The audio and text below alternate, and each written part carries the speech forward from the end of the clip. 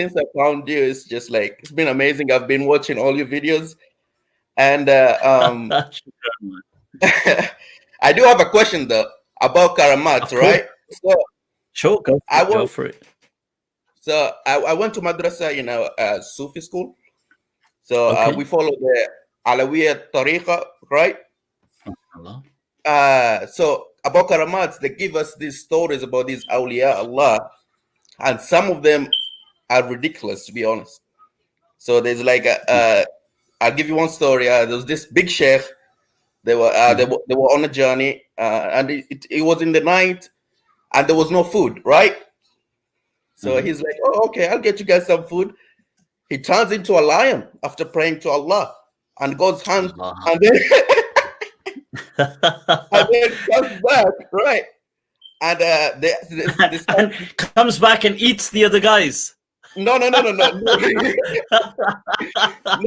that'll be a proper plot twist. No, once he turned into a lion, he just went hunting and then brought the food back, and they start eating, right? So I'm like, and he was in the middle of a session, right? We were learning like the seerah of the prophet, and somehow, some way, the Karamaat of Awliya went in there, and they keep on telling us these stories. I just want to hear about what's your thoughts on the Karamaat of the Awliyas? Do you actually believe in them, first of all? Right. Okay. So I don't believe in the supernatural kind of things like this. Like I believe, you see, miracles within the laws of nature. Yes, of course. I believe in miracles like that. I believe that, so for example, life is a miracle. I believe that sometimes miraculous things happen. Like a person could fall from, 10-story building, but somehow miraculously he still stays alive. There could be a plane crash, and although it's a miracle, this one passenger survives. These kind of miracles I absolutely believe in, as does everyone. And these are the kind of miracles that in life people pray for. They may say, if somebody may be very seriously ill, and you may make a dua, and sometimes you see miraculously somebody recovers. They've doctors say, it's very unlikely this person, forget very unlikely, they say sorry, this person isn't going to make it, but they do. It's a miracle. These kind of miracles, of course, I believe in, and I pray that may everybody be able to kind of benefit from things and witness these miracles in their own lives. May their lives be touched by the hand of God. But then you've got supernatural, like these kind of astronomical, larger than life kind of things. Like you said, a person, I'm hungry. You need some food. Okay, let me just transform into a lion, right, and I'll go and hunt, and I'll come back and this. And, like I remember reading these stories about there was such and such person who his murids were walking with him. Right. And they say to him, Sheikh, like they kind of make this, not sarcastic, but they make this remark that Sheikh, had have you done this, you could have had more dunya, for example, you could have earned something.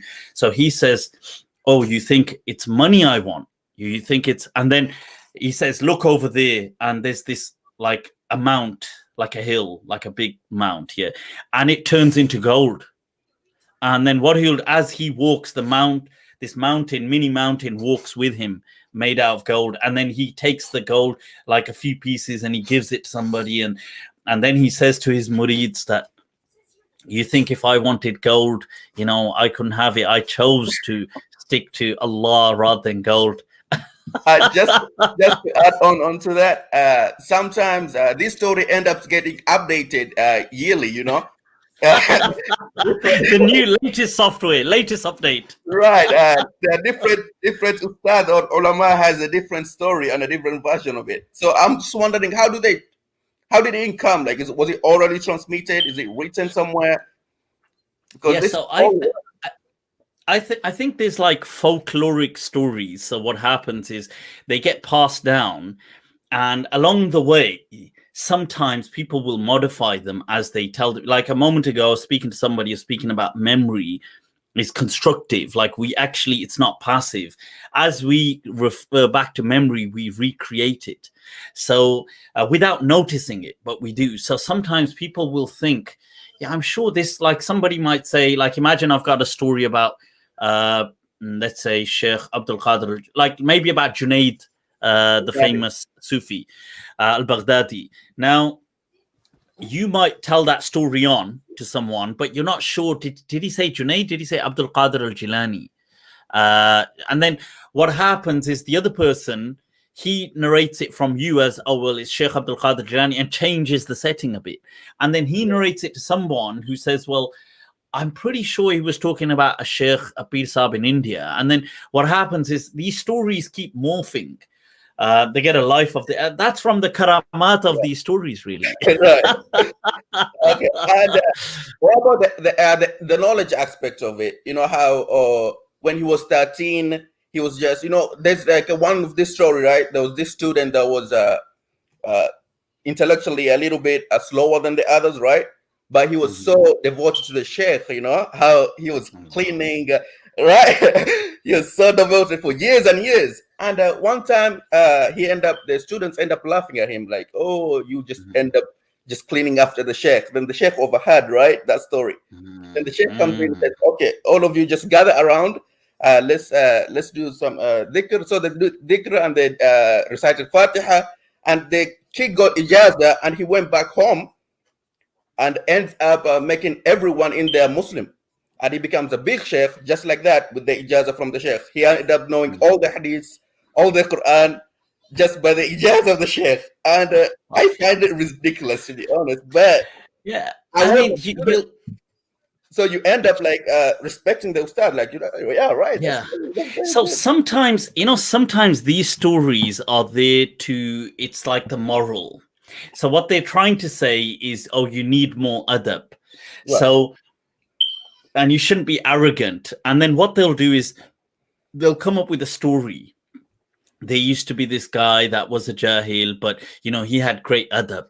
And then the moral of the story is he ends up becoming successful. It's like the tortoise and the hare, but the tortoise wins in the end.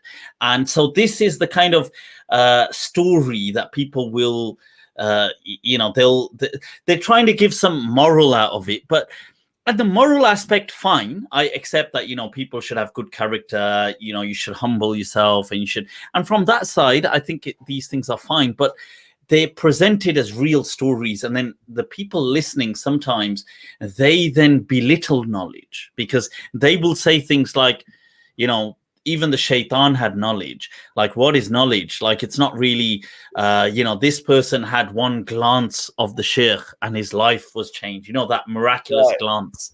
Allah.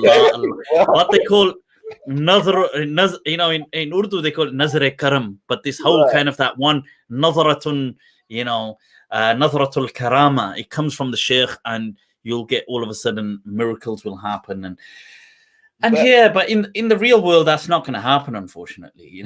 So, once, I saw this happening, right, when I was on my ibtida'i, right, course.